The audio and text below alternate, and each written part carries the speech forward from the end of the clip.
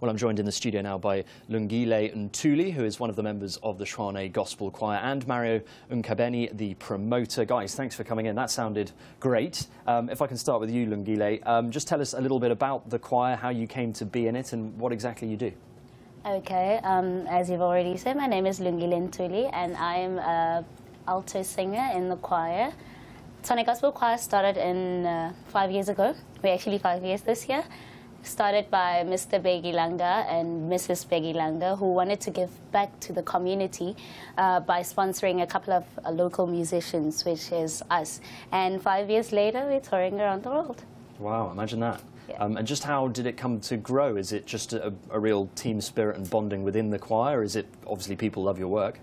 We love our work. We obviously are very passionate about music, and they got us formal training in the form of vocal coaches and choreographers, and we came up with a big production, now focusing on urban traditional music.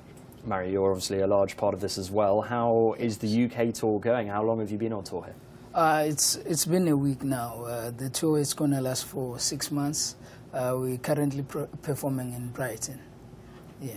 And you're obviously a South African choir. Just what kind of things does that bring in terms of the choir? What kind of things within South African sort of culture, and does that make it different to sort of choirs that you might see, gospel choirs you might see here? Well, a lot of choirs have come and they have toured, but mainly we have decided to focus on the urban traditional aspect of things, meaning that we are young people, we are South African, we are indigenous, but we are also very urban. So we try to combine that in the best possible way that we can. So we're all about urban African. And London and England in general is a real melting pot of cultures, of different vibes. And are you picking that up as you tour? Most definitely, yeah.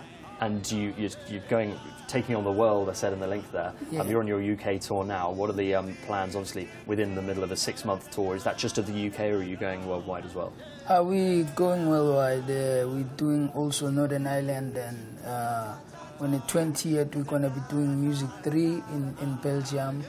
And on the 24th and 25th, we're doing Pink Pop in Belgium as well. So we more exploring the brand abroad, so just for people to let it know. For this year, it's just about presenting the brand, and then next year, who knows, the sky's the limit. It depends on how the audience take it. Well, I'm sure they take it very well. It's very uplifting music. What's it like to perform? Does it make you feel really excited and up for it? I'm always excited to perform. Being a performer, naturally, that's like my get high drug on stage, you know. So that's how we always get hyped up. But being here, I saw the Britannians are a bit reserved people, but when you come to our show, at the end of the show, you're definitely going to be dancing, because we're all about dancing. And what is contained within the music that you sing? What's the themes that run through the music? Our music, particularly this production, is all about focusing on the holistic presentation of South African music. Therefore, we have songs like Iskathamia, where we do a dedication to legends that have put South African music on the world stages, like, for instance, Ladysmith, Black Mambazo. We celebrate legends like Miriam Makeba on the Sophia Town Vibes theme. We're all about celebrating South African music and legends. And you sing in a number of African languages. Just how does that work? We do. We have 9 official languages in South Africa, and in our songs we pretty much cover, I'd say, like 6 to 7 of them. So you're sort of unifying the languages within South Africa and making it as equal as possible by singing in as many different languages as possible.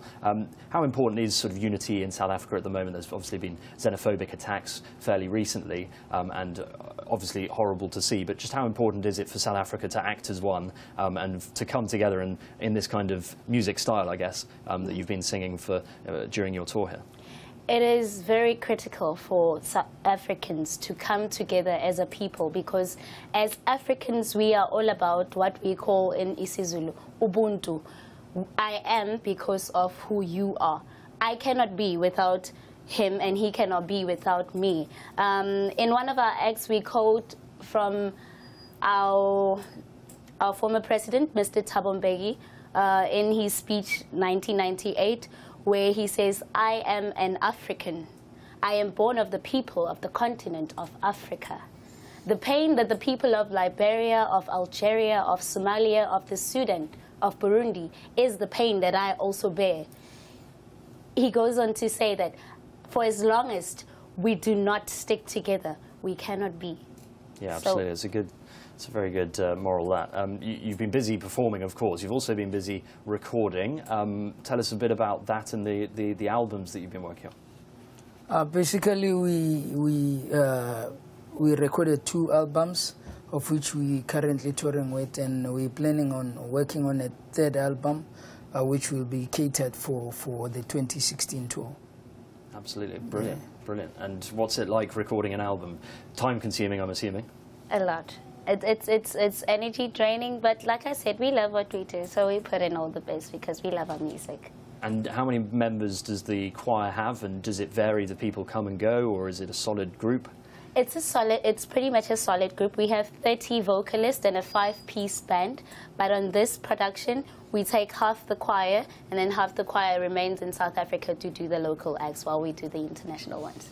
And your tour continues, obviously. Where are you going next, and where can people come and see you over the next few weeks and months if they want to? Tomorrow we're off to Northern Ireland. We're performing in Belfast.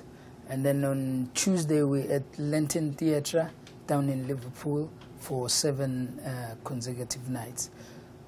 And then after that we're going to be based in Dublin, Ireland at the Smoke Alley Theatre.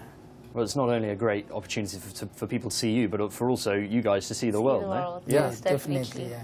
Perfect, and you spread the South African message, and all of those different cultures that you bring, those different languages, must be really, really exciting. Well, guys, thank you so much for coming in, and best of luck on that tour of the UK, which is a very long tour. You must be missing home. Not yet. I'm not missing home yet. It's the sunny culture we've got here that you must be loving. Guys, thank you so much for coming in, and best of luck in the next few weeks and months, and do come back if you want after your tour and tell us how it all went.